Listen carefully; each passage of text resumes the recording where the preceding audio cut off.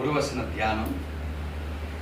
லூக்கா எழுதின சுவிசேஷ புஸ்தகம் 24ஆம் அதிகாரம் 5வது வசனம், பக்கம் 122, புதிய ஏற்பாட்டின் புஸ்தகத்திலே வசனம் இப்படியாய் சொல்லுகிறது: அந்த ஸ்திரீகள் பயப்பட்டு தலை கவிழ்ந்து தரையை நோக்கி நிற்கையில் அந்த 2 பேரும் அவர்களை நோக்கி, உயிரோடு இருக்கிறவரை நீங்கள் மரித்தோரிடத்தில் தேடுகிறது என்ன?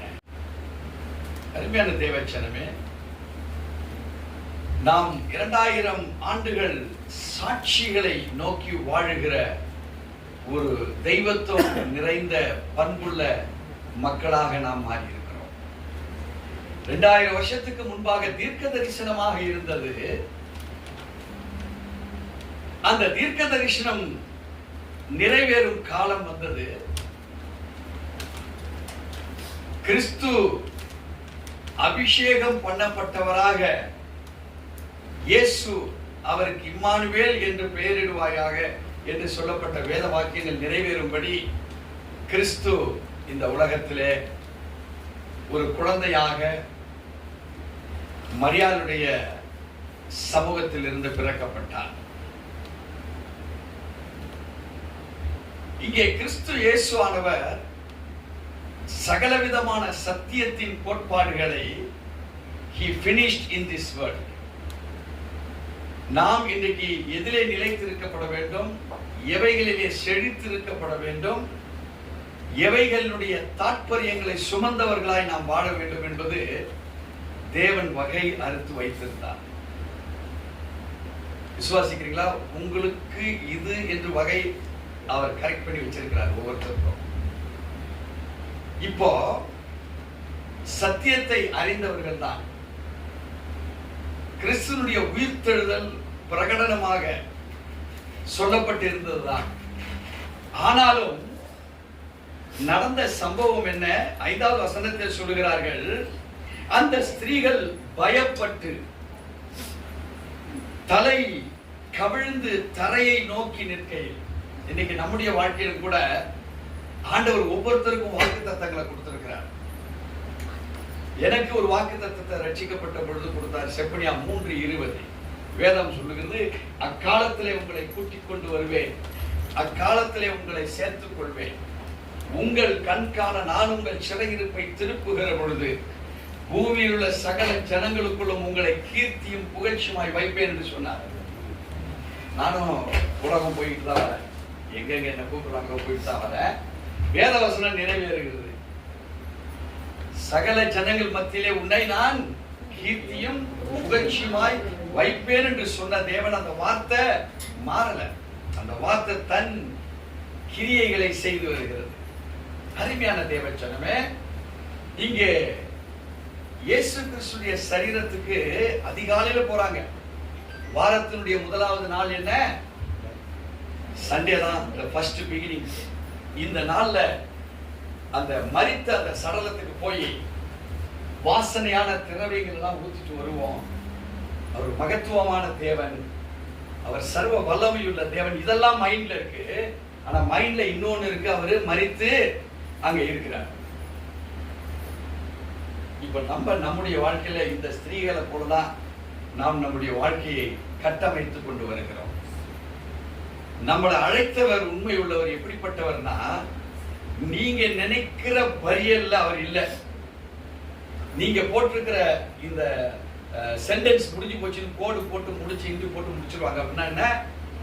அது முடிஞ்சு போச்சு, எண்ட், தி எண்ட், ஓவர். ஆனா இப்பதான் ஸ்டார்டிங்கே இருக்கு.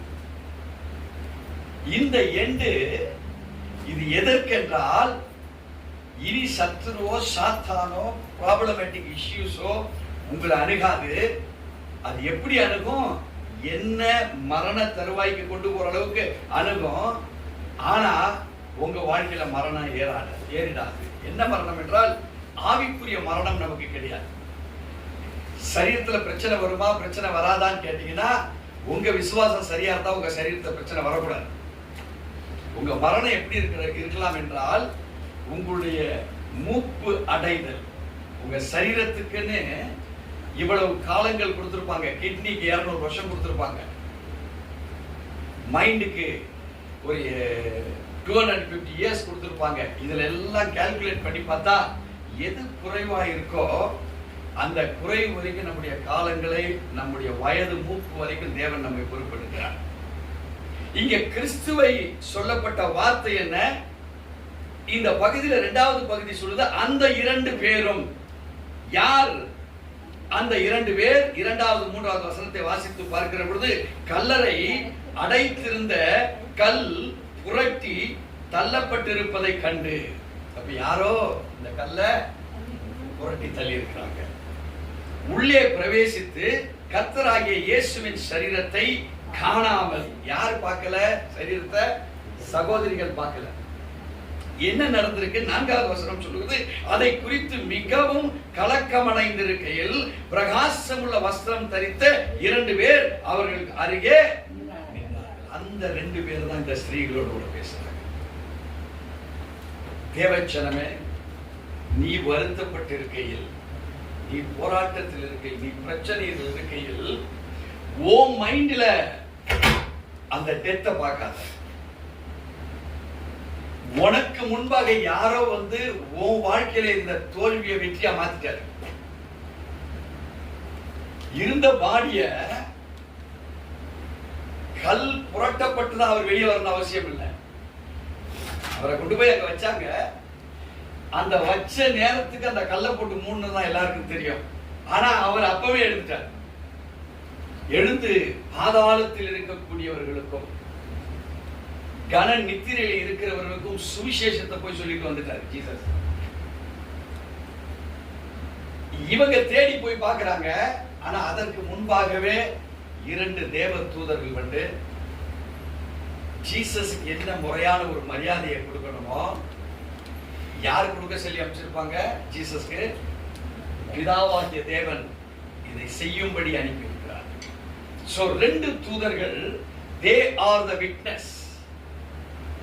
இந்த 2 ஸ்திரீகளுக்கு யார் விட்னஸா மாறுகிறாங்க?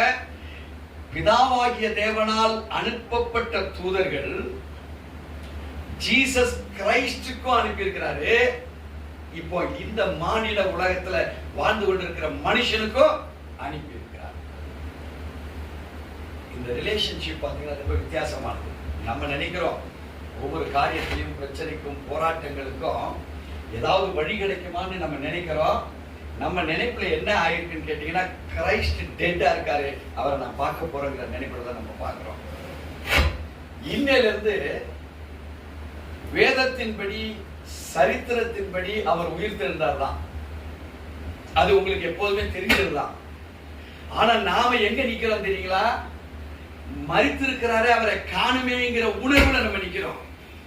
சரித்திரம் அறிந்தது, ஆனா உணர்வுல நம்ம இன்னும் ஸ்ட்ராங்கா ஆகல. எத்தனை பேருக்கு விளங்கிச்சு நான் சொல்றது? ஏன்னா இந்த கான்செப்ட் யாருக்குள்ள வருதோ அவனுடைய சரீரம் வேற, அவனுடைய பார்வைகள் வேற, அவனுடைய பலன் வேற. As for the history is concerned, சரித்திரம் பொறுத்தவரை இயேசு உயிர்த்தெழுந்தார்னு உன் மைண்ட்ல ரெக்கார்ட்ல இருக்கு. ஆனா உனக்கு ஒரு பிரச்சனை வருகிற பொழுது இந்த ரெக்கார்டு போயிட்டு அவர் மரித்திருக்கிறாரே, அதை நான் பார்க்க போறேன், நீ போய்கிட்டு இருக்கிற. என்ன அர்த்தம்னா, சத்தியத்தினுடைய வெளிப்பாடும் வாழ்க்கையில ஒர்க் அவுட் ஆகல. இப்போ ஒன்று நினைவில் வைத்துக் கொள்ளுங்கள், உங்க நெகட்டிவ் பாயிண்ட்ல பிதாவினால் அனுப்பப்பட்ட தூதர்கள் உங்க பக்கத்துல தான் நிக்கிறாங்க. அன்னைக்கு ஜீசஸ் கிரைஸ்டுக்கு மாத்திரமல்ல, அங்க மரித்து போய் இனி இது உருப்படாதுன்னு, ஏன்னா அத்தனை குத்து,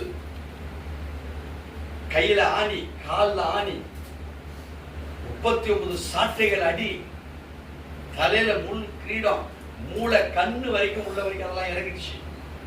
உயிர்த்து இருந்ததுக்கு வாய்ப்பே கிடையாது. மேக்சிமம் எவ்வளவு செய்ய முடியுமோ செய்தாச்சு. உனக்கும் சரி, உன் குடும்பத்துக்கும் சரி, உன்னுடைய வாழ்விலும் சரி, டோட்டலா நீ டேமேஜ் தான்.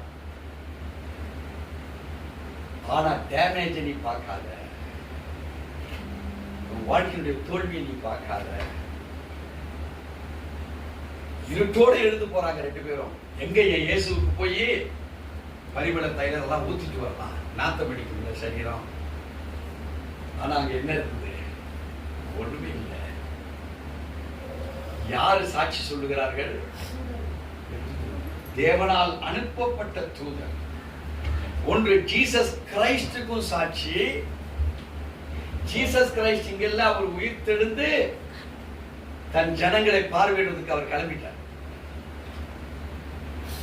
இந்த சாட்சி இப்போ இந்த வேத வசனத்துல 6-7 வாசித்தீங்கன்னா தெரியும். அவர் இங்கே இல்லை, அவர் உயிர் தெழுந்தார், மனுஷகுமாரன் பாவிகளான மனுஷர் கையில் ஒப்பு கொடுக்கப்படவும் சிலுவையில் அறையப்படவும் 3ஆம் நாளில் எழுந்திருக்கவும் வேண்டும் என்பதாக அவர் கலிலேயாயிலிருந்து அந்த காலத்தில் உங்களுக்கு சொன்னதை நினைவு கூறுங்கள் என்றார்கள். அருமையான தேவச்சனமே, இப்போ நமக்கு what should be recalled? உன் பிரச்சனைகளான நேரம், உன் சூழ்நிலை சந்தர்ப்பங்களான நேரம், what should be recalled in your mind? அதான் முக்கியம். கிறிஸ்துவின் death, resurrection, it is a history. அது ஒரு சரித்திரம். உன் வாழ்க்கையும் சரித்திரமாக மாறுவதற்கு தான் ஜீசஸ் உன் ஆத்மாவில் உயிர் தெழுந்திருக்கிறார். நீ என்னைக்கு உள்ள கொண்டு வரையோ, மைண்ட்ல இருந்து ஆத்மாவுக்கு அது டிரான்ஸ்ஃபர் ஆகும்போது உன் லைஃபினுடைய ஃபேக்ட்ஸ் வேறையா இருக்கும். நீ எல்லாரும் போல திங்க் பண்ண மாட்டீங்க. உங்க தாட்ஸ் எல்லாம் ஒரு அபுண்டன்ட் பர்சனாலிட்டியா, அபுண்டன்ட்டா மிகுதியான ஒரு பர்சனாலிட்டி. நீ பேசுற பேச்சுல பவர்ஃபுல் இருக்கும், நீ பேசுற பேச்சுல அர்த்தங்கள் இருக்கும், அதுல மகத்துவம் இருக்கும், அதுல அபிஷேகம் இருக்கும். ஆனா தெத்த பாக்குறதுக்கு அவங்க தலையை குனிஞ்சுக்கிட்டு போனாங்க. ஐயோ, இயேசு செத்து கிடக்கிறாரே, அவரை பார்க்க போலாமே. இங்க தூதர்கள் வந்து சொல்றாரு, அவர் இங்க இல்ல, உயிர் தெழுந்தார். உன் நெகட்டிவ் பார்த்து சொல்லுதே, உனக்கு இங்க வேலை கிடையாது, என் உயிர் தெழுந்த இயேசு என்னோட இருக்கிறார். ஓடி சூப்பர் நேச்சுரல், இயற்கைக்கு அப்பாற்பட்ட ஒரு நேச்சுரல் பவர் உனக்குள்ள இறங்குறத நீ பார்க்கலாம்.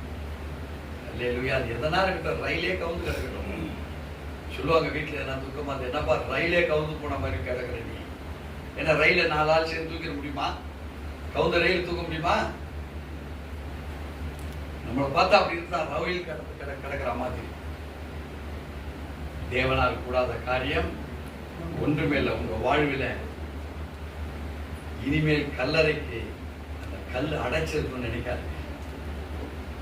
தூதனை கொண்டு உங்க வாழ்க்கையில் இருக்கிற தடையின் கற்கள் அது திறந்திருக்கப்படும். இன்னும் விசுவாசிக்கிறீங்களா? கர்த்தர் நம்மை இந்த வார்த்தையின் மூலமாய் ஆசீர்வதிப்பாரா?